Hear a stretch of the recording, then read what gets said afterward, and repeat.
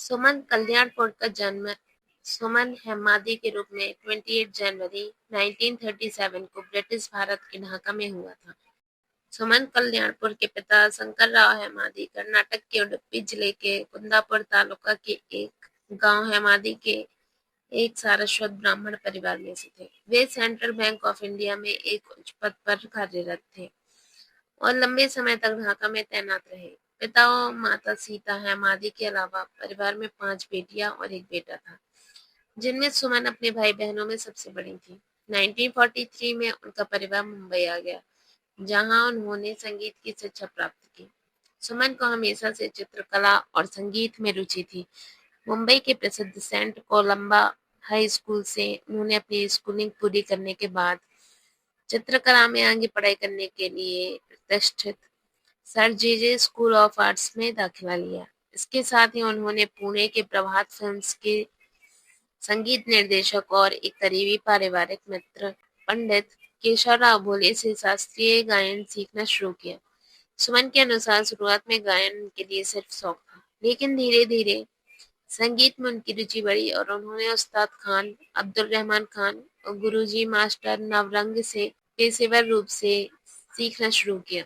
सुमन की छोटी बहन श्यामा हेमाडी भी एक गायिका थी। सुमन के अनुसार घर में कला और संगीत की ओर सभी का रुझान था, लेकिन सार्वजनिक प्रदर्शन सख्त वर्जित थे। फिर भी मैं 1952 में ऑल इंडिया रेडियो के लिए गाने के प्रस्ताव को ना नहीं कह सकी। यह मेरा पहला सार्वजनिक प्रदर्शन था, जिसके बाद मुझे 1953 में प्रदर्शित मराठी फिल्म सुकृति चांदनी के लिए गाने का मौका मिला। उस समय शेख मुख्तार मंगू फिल्म बना रहे थे, जिसके संगीतकार मोहम्मद रफी थे। शेख मुख्तार ने मेरे सुकृति चांदनी के गीतों से इतने प्रभावित हुए कि उन्होंने मुझसे फिल्म मंगू के लिए 3 गाने गवाए। हालांकि बाद में किन्हीं अज्ञात कारणों से ओपी नैयर ने मोहम्मद रफी की जगह ले ली और मेरे 3 गानों में से केवल एक लोरी कोई पुकारे धीरे से तुझे को ही फिल्म में रखा गया। इस प्रकार मैंने 1954 में प्रदर्शित मंगू के साथ हिंदी सिनेमा में अपना डेब्यू किया।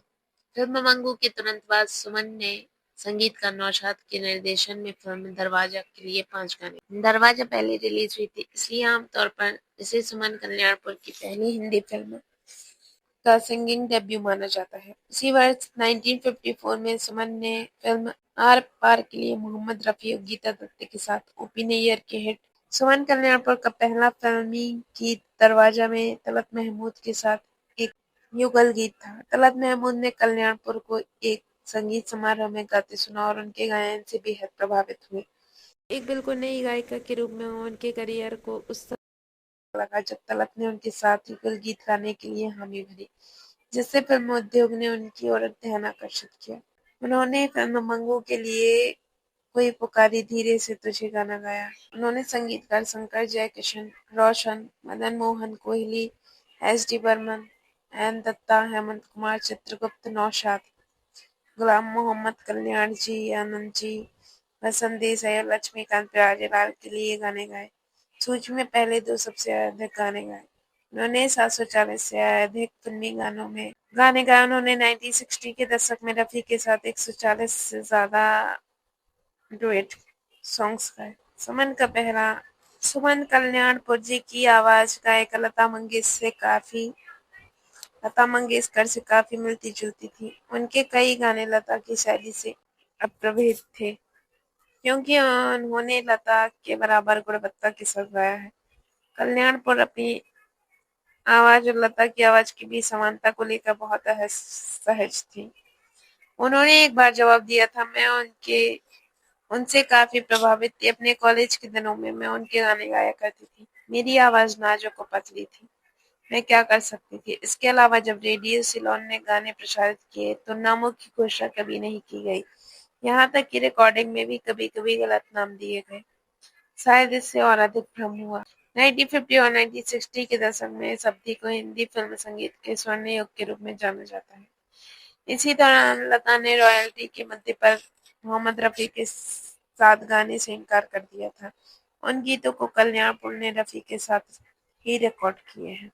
उनके कुछ फेमस गाने हैं बहन आने भाई की कलाई में, जिसके लिए उन्हें 1975 में film fair best playback singer के लिए नॉमिनेट किया गया। दिल एक मंदिर, आजकल तेरे मेरे प्यार के चर्चे हर जबान पर, जो उनके सबसे प्रसिद्ध गानों में से एक था। आमतौर पर लता मंगेशकर द्वारा गाया हुआ माना जाता है, लेकिन वास्तव में यह उन्होंने ही गाया।